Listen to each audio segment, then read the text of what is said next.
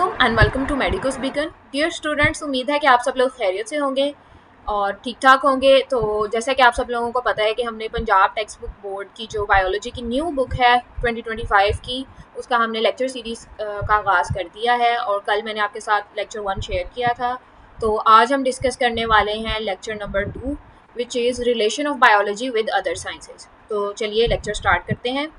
Before starting the video, अगर तो आप मेरे चैनल पर न्यू है then subscribe to my channel, ताकि आपको इसी तरह की जो यूज़फुल इन्फॉर्मेशन है वो मिलती रहे। इसके अलावा इस बुक के जितने भी कंप्लीट लेक्चर्स हैं वो मैं आपके साथ शेयर करूंगी, तो आपने चैनल सब्सक्राइब कर देना है और वीडियो को लाइक कर देना और कमेंट में भी ज़रूर बताइएगा जो भी आपके क्वेश्चंस वगैरह होंगे, तो मैं उसका आंसर करने की कोशिश करूँगी। तो चलिए अब लेक्चर स्टार्ट करते हैं।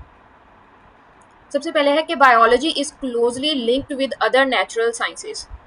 बायोलॉजी जो है क्योंकि लाइफ की स्टडी है तो ज़ाहिरी बात है, तो अदर नेचुरल साइंसेस के साथ ही इसका कोई ना कोई लिंक है, जैसे कि chemistry, physics and earth sciences. Earth sciences में हमारे पास आ जाती है अर्थ से रिलेटेड जितनी भी स्टडीज़ हैं। These connection help us to understand life processes. अब कहता है ये जो कनेक्शंस हैं अदर साइंसेस के साथ, ये हमें क्या मदद करते हैं, help us to understand life processes. ज़िंदगी में होने वाले जितने भी केमिकल प्रोसेसेस हैं, जो भी इन्वायरमेंटल इंटरेक्शंस हैं और जो भी लिविंग ऑर्गेनिज्म की कॉम्प्लेक्सिटीज़ हैं, क्योंकि हर जानदार का जो जिस्म है वो और जो शक्ल सूरत है वो दूसरे से डिफरेंट है, तो इस तरह ये तमाम चीज़ें जो आपस में लिंक हैं और यूँ हमें बायोलॉजी इन्हें समझने में हमारी मदद करती है।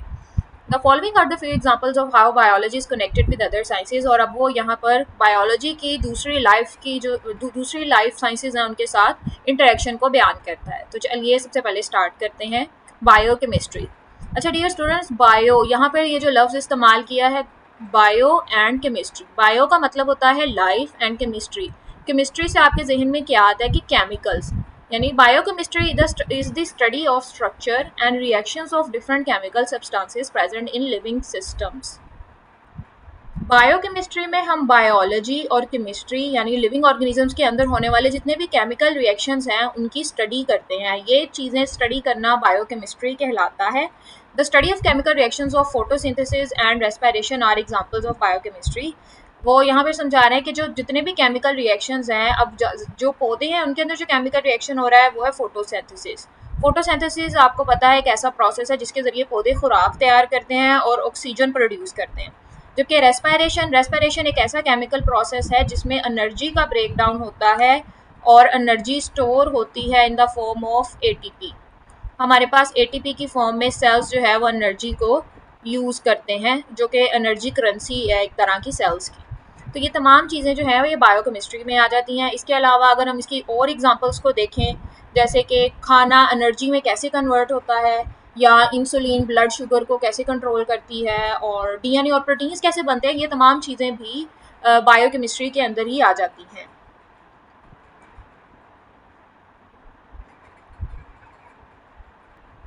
Next is biophysics.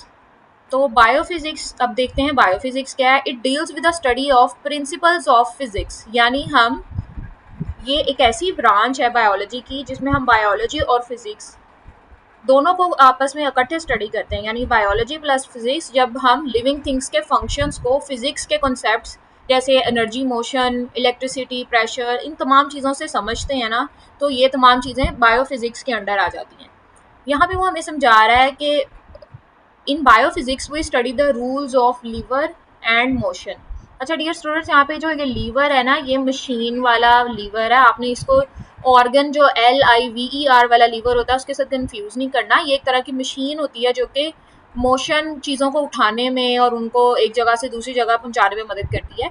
तो यहाँ पे वो हमें एग्जाम्पल दे के समझा रहे हैं कि जिस तरह लीवर काम करता है मोशन और चीज़ों को उठाने में, इसी तरह जो ह्यूमन बॉडी है उसके जो मसल्स हैं, बोन्स और जॉइंट्स हैं ना, वो भी एक तरह से इसी तरीके से काम करते हैं। यानी आप जैसे आप देखते हैं कि जो आपकी तमाम बोन्स हैं, आपका हैंड्स हैं, इनके अंदर जॉइंट्स हैं, तो ये चीज़ें तभी मूव करेंगी जब ये अच्छे से इनके अंदर जो जॉइंट्स हैं स्ट्रॉन्ग होंगे, वो आगे एक दूसरे के साथ पट्ठों के साथ कनेक्ट हैं। जैसे फॉर एग्जांपल आपका शोल्डर है तो वो आगे एल्बो के साथ कनेक्ट है, उसमें जॉइंट्स हैं, बोन्स हैं, मसल्स हैं। तो ये तमाम जो मूवमेंट से रिलेटेड है। अगर आप एक जगह से दूसरी जगह मूव कर रहे हैं तो वो मोशन है, आपके पट्टे मूव करते हैं तो ही आप एक जगह से दूसरी जगह जा पाते हैं। तो ये तमाम चीज़ें जो हैं वो बायोफिजिक्स के अंडर आ जाती हैं। ओके, नेक्स्ट आ जाता है कंप्यूटेशनल बायोलॉजी। अच्छा डियर स्टूडेंट्स, जो कंप्यूटेशनल बायोलॉजी है ये दो चीज़ों से मिलकर बनी है, कंप्यूटर और बायोलॉजी। कंप्यूटेशनल के वर्ड से मुराद है कंप्यूटर का इस्तेमाल करना बायोलॉजिकल जो प्रॉब्लम्स हैं उनको सॉल्व करने के लिए। कंप्यूटेशनल बायोलॉजी में जो साइंटिस्ट हैं वो डिफरेंट मैथमेटिकल मॉडल्स का इस्तेमाल करते हैं। मैथमेटिकल मॉडल्स कुछ भी हो सकते हैं, मतलब कोई किसी किस्म का स्पेसिफिक डेटा हो सकता है, कोई रिसर्च का डेटा हो सकता है जो कि मैथ्स के फिगर्स की फॉर्म में होता है, तो उसको हम मैथमेटिकल मॉडल्स कहते हैं। इसके अलावा एल्गोरिदम्स, एल्गोरिदम्स क्या होते हैं कि किसी भी प्रॉब्लम को स्टेप बाय स्टेप तरीके से सॉल्व करना, यानी उसको हल करने के लिए जो एक तरीका इस्तेमाल करते हैं हम उसको एल्गोरिदम कहते हैं। फॉर एग्जांपल अगर आप चाय बनाने लगे हैं तो आप कुछ स्टेप्स फॉलो करेंगे कि पहले पानी उबालें, देन इसमें दूध पत्ती डालें, तो ये सारा एक तरीका है। इसी तरह कंप्यूटर्स भी ऐसे ही काम करते हैं, उनको पहले बताना पड़ता है कि फर्स्ट स्टेप ये होगा, देन नेक्स्ट ये, और देन आउटकम जो है हमें ये चाहिए, तो इस चीज़ को हम एल्गोरिदम कहते हैं। उसके बाद जो है नेक्स्ट है वो है कंप्यूटर सिमुलेशंस। कंप्यूटर सिमुलेशंस क्या होती हैं कि हम किसी भी प्रॉब्लम को सॉल्व करने के लिए ना कंप्यूटर के अंदर उस चीज़ का एक स्पेसिफिक डिज़ाइन बना लेते हैं और असल चीज़ पे हम वो एक्सपेरिमेंट नहीं करते, जबकि कंप्यूटर सिमुलेशन का इस्तेमाल करते हुए हम उस चीज़ पे एक्सपेरिमेंट करते हैं। अब इसकी एग्जांपल आप ऐसे ले लें कि जैसे हार्ट है, अब जो साइंटिस्ट हैं उन्होंने किसी ड्रग का इफेक्ट चेक करना है हार्ट के ऊपर कि हार्ट के मसल्स कैसे रिएक्ट करेंगे, तो वो एक हार्ट का 3D मॉडल बना लेंगे कंप्यूटर के अंदर, और यूँ जो है कंप्यूटर बायोलॉजी की फील्ड में हेल्पफुल रहेगा। ओरिजिनल हार्ट के ऊपर हम रिएक्शन नहीं चेक करेंगे, बल्कि कंप्यूटर की जो सिमुलेशन होगी उसके ऊपर हम उस ड्रग का इफेक्ट चेक कर लेंगे। तो यूँ जो कंप्यूटर सिमुलेशंस हैं वो भी कंप्यूटेशनल बायोलॉजी में एक अहम किरदार अदा करती हैं। टू अंडरस्टैंड बायोलॉजिकल सिस्टम्स, जैसे मैंने आपको भी बताया कि हार्ट के ऊपर उस ड्रग का इफेक्ट चेक करना है, एंड रिलेशनशिप्स, और फिर उसका ह्यूमंस में अगर वो मेडिकेशन इस्तेमाल करते हैं तो उन पर क्या इफेक्ट आता है, ये तमाम चीज़ें कंप्यूटेशनल बायोलॉजी में आती हैं। It involves in analysing biological data. अब जो डाटा एनालाइज करते हैं वो क्या होता है डियर स्टूडेंट, एनालाइजिंग डाटा का मतलब होता है कि आप डाटा को छोटे छोटे टुकड़ों में तोड़ते हो, फिर उसको एनालाइज करते हो, यानी उसको समझने की कोशिश करते हो। फॉर एग्जांपल सबसे पहले डाटा एनालाइज किया जाता है, आपके पास कुछ स्टूडेंट्स हैं तो आप डाटा को एनालाइज करने के लिए उनका एक टेस्ट कंडक्ट करवाते हो, फिर उसमें से देखते हो कि कितने स्टूडेंट्स के कितने मार्क्स आए, किसने टॉप किया है और किसके सबसे लोएस्ट मार्क्स हैं, तो ये एनालाइजिंग ऑफ डाटा होता है। जबकि एक और टर्म यहाँ पे यूज़ हम रिसर्च में करते हैं होता है इंटरप्रिटेशन। इंटरप्रिटेशन का मतलब होता है कि उस डाटा को एनालाइज करने के बाद आपके पास रिजल्ट्स क्या आए हैं। फॉर एग्जांपल आप एनालाइजिंग डाटा में आप देख सकते हैं कि कितने स्टूडेंट्स जो हैं वो पास हुए हैं और कितनों ने कम मार्क्स लिए हैं। तो इसमें एनालाइज करने के बाद जो इंटरप्रिटेशन वो यही निकलेगी कि या तो स्टूडेंट्स को टॉपिक की समझ नहीं लगी, या जो मेथड ऑफ टीचिंग था उसमें कोई डिफेक्ट रह गया। तो यूँ आप डाटा को एनालाइज और इंटरप्रेट करते हैं। Such as sequence of amino acids in a protein, इसमें वो हमें समझा रहा है कि जैसे अमाइनो एसिड्स हैं, उनके जो अमाइनो एसिड्स क्या होते हैं, बेसिकली ये प्रोटीन के बिल्डिंग ब्लॉक्स हैं जिनसे मिलकर प्रोटीन्स बनती हैं। और प्रोटीन्स डियर स्टूडेंट्स काफ़ी कॉम्प्लेक्स होती हैं। जब आप आगे फर्दर स्टडीज़ करेंगे तो आपको पता चलेगा कि जो प्रोटीन्स हैं ये बहुत ही ज़्यादा कॉम्प्लेक्स मॉलिक्यूल्स हैं और साइंटिस्ट अभी तक इन पर रिसर्च कर रहे हैं। तो इनको समझने के लिए स्पेसिफिकली जो प्रोटीन मॉडल्स हैं इनको समझने के लिए कंप्यूटेशनल बायोलॉजी का इस्तेमाल करते हैं। और इसकी एग्जांपल आप ऐसे भी ले सकते हैं कि जैसे वैक्सीन है, कोविड-19 की जो वैक्सीन थी उसका एक स्पेसिफिक मॉडल पहले तैयार किया गया था कंप्यूटर के अंदर, और बाद में फिर उस पर जो एक्सपेरिमेंट वगैरह किए गए हैं तो पता चलता है कि एक वैक्सीन जो है ये फ़ायदेमंद है, और यूँ वो तैयार की गई थी। यूँ जो है कंप्यूटेशनल बायोलॉजी भी एक बहुत ही मेजर फील्ड है और एक इम्पॉर्टेंट फील्ड है। उसके बाद नेक्स्ट डिस्कस कर लेते हैं बायो जियोग्राफी। अच्छा, बायो जियोग्राफी, बायो से मुराद होता है लाइफ, और जियोग्राफी जिस मैंने आपको पहले भी बताया अर्थ को कहते हैं। तो it deals with the study of distribution, यानी तकसीम of living organism in different geographical regions of the world, यानी ओवरऑल वर्ल्ड वाइडली अर्थ में जितनी भी क्लाइमेट हैं, जितने भी हैबिटेट्स हैं, उनके अंदर जितने ऑर्गेनिजम्स रह रहे हैं, उन सब की स्टडी बायोजियोग्राफी में की जाती है। और इसका मेन मकसद क्या है, अब हम ये करते क्यों हैं, the influence of climate change, यानी जो जितनी भी हमारे पास डिफॉरेस्टिनेशन, क्लाइमेट चेंज क्या होता है बेसिकली कि आप एक जानदार है उसका जो इन्वायरमेंट है उसमें क्या चेंज आ रहे हैं। जैसे कि हम पढ़ते हैं ग्लोबल वार्मिंग हो रही है, दरख्त कट रहे हैं, बहुत ज़्यादा फॉसिल फ्यूल्स की बर्निंग हो रही है, तो इस तरह की जो चीज़ें हैं जो इंसान कर रहे हैं उसका क्लाइमेट पे क्या असर पड़ रहा है, तो इस तरह की, और जानदारों की ज़िंदगी उससे कैसे मुतासर हो रही है। तो ये तमाम चीज़ें जो हैं हम बायोजियोग्राफी में स्टडी करते हैं। On the distribution of organisms is also studied in biogeography. इसके अलावा क्लाइमेट चेंज के हिसाब से जो जानदार हैं उनकी जो डिस्ट्रीब्यूशन हुई है वो भी हम बायोजियोग्राफी में पढ़ते हैं। हम जैसे पढ़ते हैं कि कुछ जानदार जो हैं वो ज़्यादा सर्द इलाकों में रहती हैं, जो कि कुछ जानदार जो हैं वो गर्म और रेतीले इलाकों में हैं, कुछ बारिश वाले इलाकों में रहते हैं। तो इस तरह की चीज़ें जो हैं वो हम बायोजियोग्राफी में स्टडी करते हैं। नेक्स्ट आ जाती है बायोस्टैटिस्टिक्स। तो बायोस्टैटिस्टिक्स बेसिकली क्या है कि बायोलॉजी और स्टैटिस्टिक्स का इस्तेमाल करना, यानी लिविंग थिंग्स और हेल्थ रिलेटेड जो डाटा है ना उसका नंबर्स और फार्मूलाज के जरिए एनालिसिस करना। अब जैसे मैंने आपको पहले भी बताया कि एनालाइज करना क्या होता है कि डाटा को छोटे छोटे चंक्स में, छोटे छोटे टुकड़ों में उनको तकसीम करना है, एंड देन इंटरप्रिटेशन का भी मैंने आपको बताया कि उससे जो हमें रिजल्ट मिलते हैं, यानी हमने जो डाटा एनालाइज किया है उसको जो तोड़ा है, उसके अंदर से जो हमने इंफॉर्मेशन कलेक्ट किया वो उससे उसकी जो तशरीह हम करते हैं उसको हम इंटरप्रिटेशन कहते हैं, यानी रिजल्ट्स हमें क्या मिल रहे हैं। हम बायोस्टैटिस्टिक्स को डियर स्टूडेंट्स बेसिकली ज़्यादातर मेडिकल जो रिसर्च है उसमें इस्तेमाल किया जाता है और ये बहुत ज़्यादा ज़रूरी है। आगे जो थीसिस वगैरह लिखे जाते हैं और बैचलर्स और मास्टर्स और पीएचडीज़ में, तो वो सारा जो मेन काम है वो बायोस्टैटिस्टिक्स का ही होता है। डिफरेंट सॉफ्टवेयर्स का इस्तेमाल किया जाता है, डाटा को कलेक्ट किया जाता है, फिर डाटा से जो है डिफरेंट इंटरप्रिटेशन करके रिजल्ट्स जो हैं वो पब्लिश किए जाते हैं। Biostatistics play a crucial role, यानी क्रूशल से मुराद एक बहुत अहम किरदार अदा करता है इन बायोलॉजिकल रिसर्च। जैसे मैंने आपको अभी बताया कि ये बायोलॉजिकल जितने भी हम रिसर्च पेपर्स पब्लिश करते हैं और इस तरह की चीज़ों में बायोस्टैटिस्टिक्स एक मेजर रोल प्ले करती है, क्रूशल यानी अहम किरदार अदा करती है। इसके अलावा हेल्थ केयर है, हम जितनी भी हेल्थ से रिलेटेड जितने भी ग्राफ्स वगैरह निकलते हैं कि कोई भी बीमारी है उसका कितना फैलाव रहा है ओवरऑल वर्ल्ड पे, कितने लोग, जैसे हेपेटाइटिस है या कैंसर है, हर साल उसका एक पेपर वगैरह पब्लिश किए जाते हैं, रिसर्चेज होती हैं, जिससे हमें पता चलता है कि कैंसर का फैलाव कितना रहा है और उसको और उस बीमारी पे हमने कितना मतलब उसको कंट्रोल किस हद तक किया है। तो ये तमाम चीज़ें बायोस्टैटिक्स में आती हैं। इसके अलावा पब्लिक हेल्थ यानी लोगों की अवेयरनेस के लिए जो कैंपेन्स वगैरह चलाई जाती हैं किसी भी बीमारी के खिलाफ, जैसे कोविड-19 में चली थी कैंपेन्स वगैरह, तो वो ये सारी चीज़ें बायोस्टैटिस्टिक्स के अंदर ही आती हैं। नेक्स्ट डिस्कस कर लेते हैं बायोटेक्नोलॉजी। तो डियर स्टूडेंट्स, जो बायोटेक्नोलॉजी है ये एक बहुत अच्छी इमर्जिंग फील्ड है और ये जो डेली लाइफ है इसमें बहुत ज़्यादा हम बायोटेक्नोलॉजी का इस्तेमाल करते हैं। तो बायोटेक्नोलॉजी बेसिकली है क्या? बायोटेक्नोलॉजी का मतलब होता है कि लिविंग ऑर्गेनिजम्स। अब लिविंग ऑर्गेनिजम्स कौन कौन से हो सकते हैं? इसमें बैक्टीरिया आ जाते हैं, लिविंग ह्यूमन सेल्स आ सकते हैं, इसके अलावा डीएनए आ जाता है। और तो इनका इस्तेमाल किस चीज़ के लिए करना? To develop beneficial products.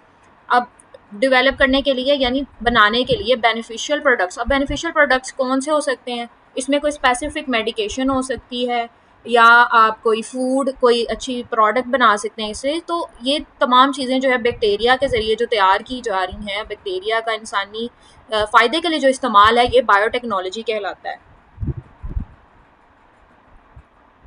अब बायोटेक्नोलॉजी के अंदर बहुत सारी एग्जांपल्स भी आ जाती हैं, जैसे कि आप डेली लाइफ के एग्जांपल ले लें, जैसे कि हम दही बनाते हैं तो इसमें क्या करते हैं, बैक्टीरिया जो गट फ्रेंडली बैक्टीरिया है ना उसको कल्चर करते हैं, यानी उसकी फर्मेंटाइजेशन होती है।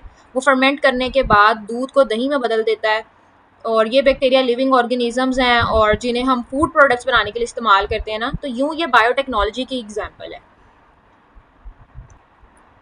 इसके अलावा जो बायोटेक्नोलॉजी है इसका इस्तेमाल अदर वेरियस फील्ड्स में भी किया जा रहा है, इंक्लूडिंग हेल्थ केयर। जैसे हेल्थ केयर में मैंने आपको बताया कि ये मेडिकेशंस वगैरह बनाने के लिए इस्तेमाल होती है।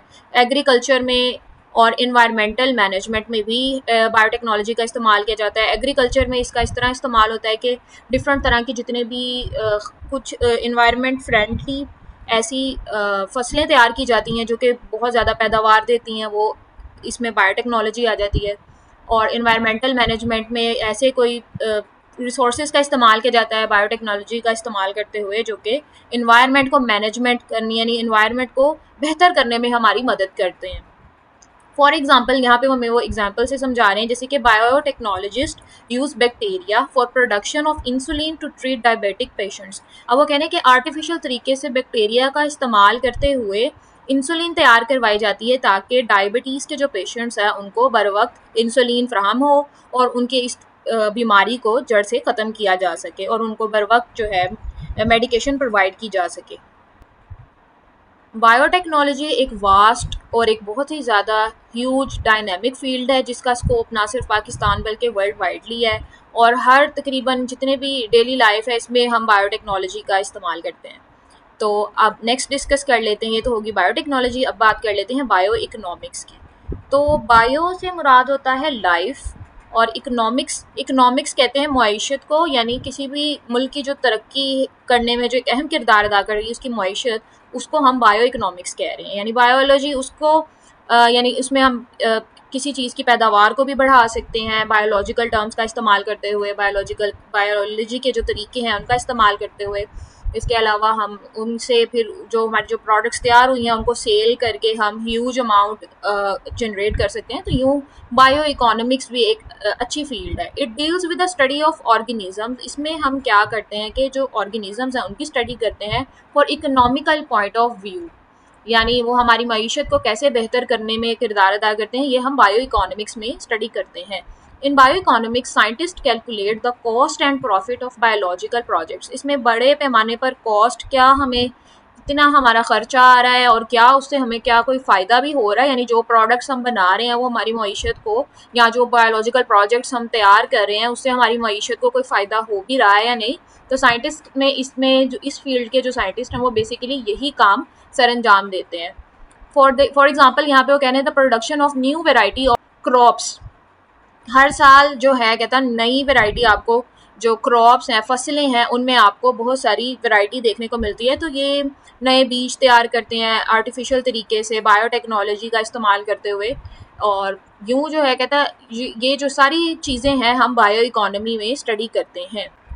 बायो इकोनॉमिक्स में अगर हम अदर एग्जांपल्स को देख लें तो उसमें जैसे कि आ जाता है कि अगर ज़्यादा दूध देने वाले जानवर होंगे, ज़्यादा दूध देने वाली भैंस या गाय का इस्तेमाल किया जाएगा तो भी इकोनॉमी को फ़ायदा है, उससे प्रोडक्शन बढ़ेगी। इसके अलावा जो आर्टिफिशियल ऑर्गेनिक फार्मिंग है उसकी मार्केटिंग, या फिशर्स वगैरह का जो आर्टिफिशियल तरीके से मछलियों का जो मछली फार्म होते हैं वहाँ पे मछलियों की पैदावार बढ़ाई जाती है, ये भी बायो इकोनॉमी में आ जाता है। तो इस तरह की जितनी भी चीज़ें हैं जो कि बायोलॉजिकल प्रोडक्ट्स का इस्तेमाल करते हुए जिनसे काफ़ी मिकदार में जो है मनी जनरेट की जाए और वो आपकी इकोनॉमी को बूस्ट करे, तो ये तमाम चीज़ें बायो इकोनॉमी में आ जाती हैं। तो डियर स्टूडेंट्स, यहाँ पे आपका लेक्चर हो जाता है क्लोज। इसमें आपने यहाँ से लेकर यहाँ तक इसकी कर लेनी है डेफिनेशन, और ये है इसकी एग्ज़ाम्पल। तो इसके अलावा जो मैंने ऊपर आपको पॉइंट्स आपके साथ डिस्कस किए हैं ये भी देख लेते हैं। ये रह गया है हमारा relation of biology with other sciences. अच्छा, इस जो डायग्राम है इसमें इसने ये जो इसने यहाँ पे पॉइंट्स एक्सप्लेन किए हैं ना, उन्हीं का रिलेशन दिखाया हुआ है दूसरे। जब केमिस्ट्री और बायो मिल जाती हैं तो हमारे पास बायो केमिस्ट्री आ जाती है। इसी तरह भी हमने बायो इकोनॉमिक्स की स्टडी की तो बायोलॉजी और इकोनॉमिक्स है। इसके अलावा बायोलॉजी और टेक्नोलॉजी मिलके हमारे पास बायोटेक्नोलॉजी बनाते हैं, बायो और स्टैट्स मिलके हमारे पास बायो स्टैटिस्टिक्स। इसी तरह जियोग्राफी और बायो मिलके बायो जियोग्राफी और बायो फिज़िक्स है।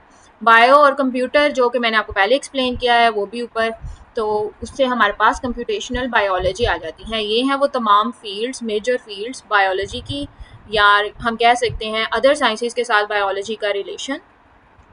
और आज का लेक्चर होता है close. That's all for today's video. Dear students, video अच्छी लगी हो तो मेरे चैनल को सब्सक्राइब कीजिए और इस वीडियो को दूसरे फ्रेंड्स के साथ भी शेयर कीजिए। मिलते हैं नेक्स्ट वीडियो में। रखिएगा अपना बहुत सारा ख्याल। अल्लाह हाफिज़।